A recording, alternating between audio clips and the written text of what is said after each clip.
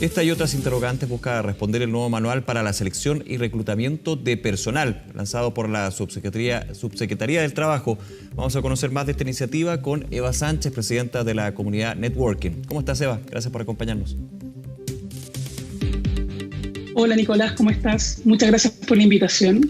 Buenos días. Ustedes han estado trabajando con la Subsecretaría del Trabajo, lo comentaba ayer Fernando Arap, para este manual de buenas prácticas y está enfocado en quienes ofrecen empleo desde la oferta misma hasta el proceso de entrevista, con las preguntas que se deben hacer, no hacer.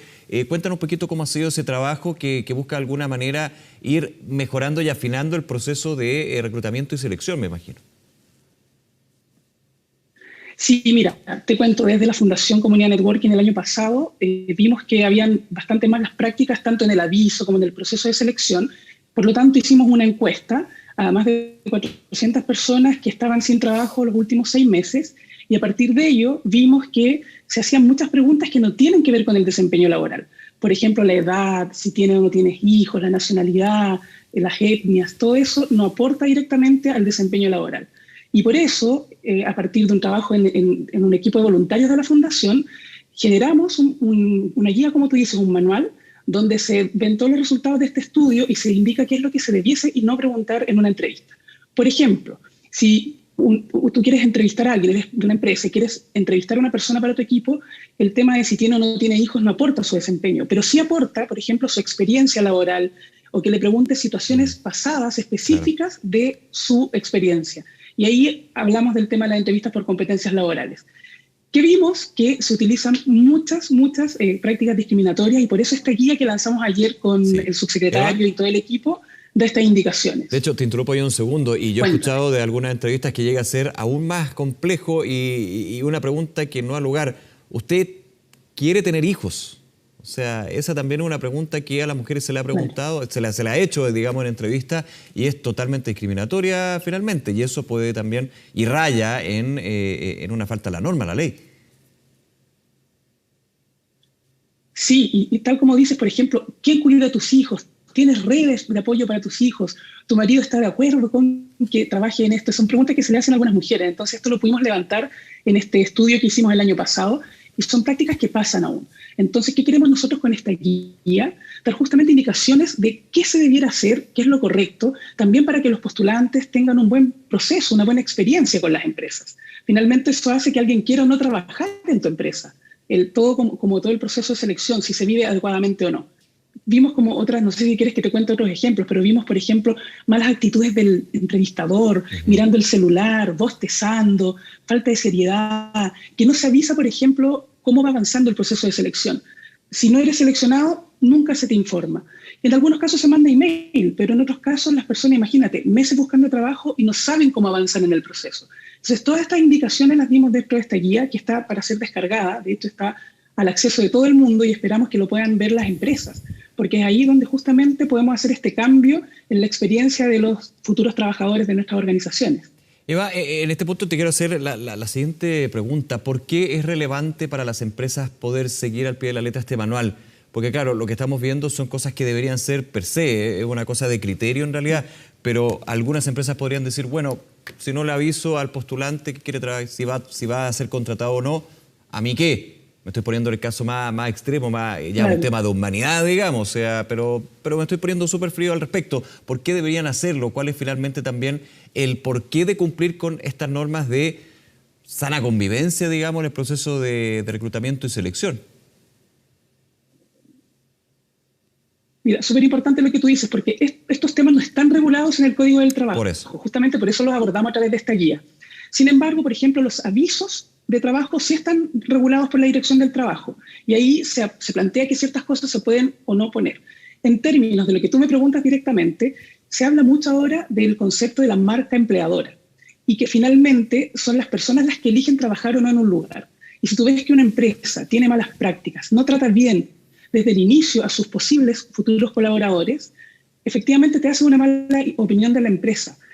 Los que trabajan en la empresa y los que viven un proceso de selección son los que mejor pueden hablar de esta empresa, de sus prácticas, de cómo trata a sus personas, a los clientes.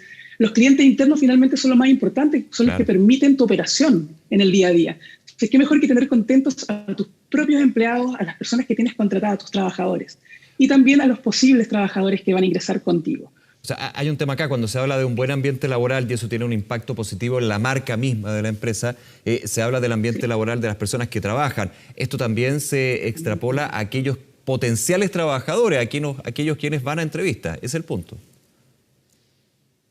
Así es, porque finalmente, imagínate, una de esas personas que estás entrevistando probablemente la vas a elegir para que entre a trabajar contigo. Si tuvo una mala experiencia en el proceso de selección, si no fue informado, le hicieron preguntas discriminatorias y hubo malas prácticas, a lo mejor la carta oferta no fue claro, no hubo carta oferta, esta persona probablemente diga, ¿sabes qué? Mejor no trabajo acá. Y te pierdas un tremendo potencial, alguien que pueda aportar a tu organización y desarrollarse con tu organización. Entonces, por eso es tan importante desde el inicio, desde que partimos los procesos de selección, tener estas consideraciones y tratar con respeto a las personas. Sí, quiero volver al punto de la oferta misma de trabajo. ¿Qué roles se dan ahí o se van repitiendo, digamos, en las empresas? Mira, algunos en el aviso de trabajo, ¿a eso te refieres, Nicolás? Sí, el aviso de trabajo, el primer punto, digamos, sí. Cuando la persona dice, voy a postular acá. Mira, ahí lo que vimos, por ejemplo, que lo que más valoran los postulantes es que aparezca la remuneración ofrecida, el salario. Vimos en casos súper específicos de nuestros voluntarios, de hecho de la Fundación, que pasaron por un proceso completo, donde habían puesto, oye, estas son mis pretensiones de renta, y después de haber ido a 5 entrevistas, le dicen, ¿eres seleccionado? Le mandan una carta oferta con una remuneración que no tiene nada que ver con lo que él pidió, o con lo que él incluso puede estar ganando en el trabajo actual para quienes buscan trabajo empleados, ¿cierto? Entonces, el no poner la remuneración, el indicar, por ejemplo, edad, el indicar que tengas una cartera de clientes, el indicar género, decir hombre, mujer, eso no debe ir en el aviso. Y eso está regulado desde la Dirección del Trabajo. Así que es súper importante porque incluso ponemos ahí en nuestra guía, hay multas y van de acuerdo al tamaño de la organización. Entonces hay que tener mucho cuidado desde el aviso mismo, que sea claro, que indique las competencias que la persona necesita, que indique en realidad lo que tiene que ver con el desempeño, el perfil del cargo, y no con temas que no aportan al desempeño de un cargo, como esto de la edad, el género, no debiera ir ahí. Sí, claro. Eva, en un paréntesis ahí, y muy de estos tiempos, ¿cómo ven ustedes y cómo se regula lo que son las entrevistas de trabajo, pero telemáticas?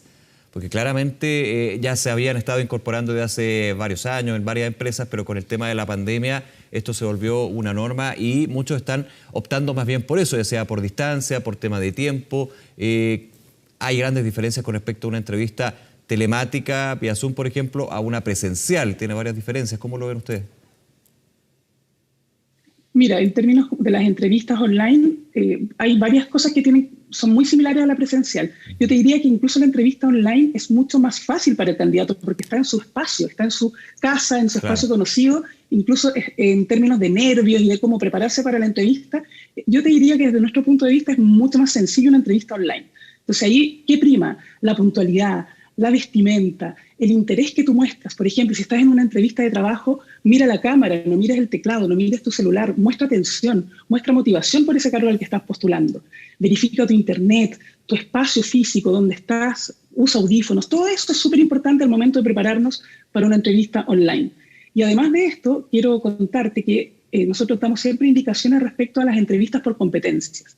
Ya la entrevista por competencia es una metodología de entrevista donde lo que preguntamos son situaciones pasadas de las personas, de su experiencia laboral, porque eso se considera, Eva, que es un predictor de desempeño futuro. Claro, competencia, sí, de experiencias pasadas de laborales, pero te quiero preguntar también, porque hay una línea bastante delgada y fina con respecto a un tema que es bien valorado por las empresas, que son las experiencias personales.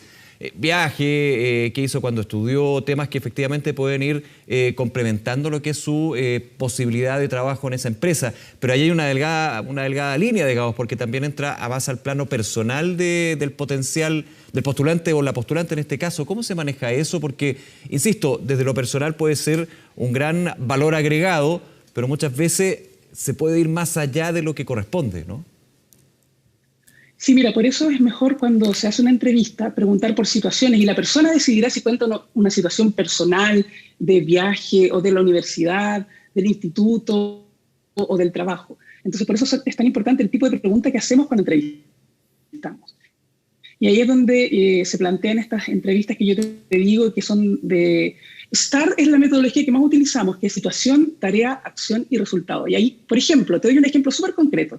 Si alguien quiere medir tu capacidad de adaptación, te puedo preguntar, describe alguna ocasión en que alguien consiguió hacerte cambiar tu punto de vista. ¿Qué ocurrió? Y ahí tú eliges, Nicolás, si cuentas de un viaje, de algo familiar, de algo laboral, pero la decisión queda en el postulante y no en ti como entrevistador. Uno tiene la opción persona elige qué cuenta. Claro, uno tiene la opción finalmente de aplicar a una vivencia personal o una historia de vida, digamos, pero se deja como una pregunta abierta, cada uno elige la situación que quiera, digamos. Así es, justamente eso, pero no y preguntar directamente, oye, cuéntame, no sé, sobre tus hijos, sobre tu familia, qué hiciste en el último viaje de tus vacaciones, no sé, como cosas muy personales que de verdad no aportan con el desempeño laboral. Sí, esa es lo que hay que tener más en cuenta, Nicolás. Esto que vas a preguntar, ¿tiene que ver con el desempeño de la persona o tiene que ver con aspectos personales?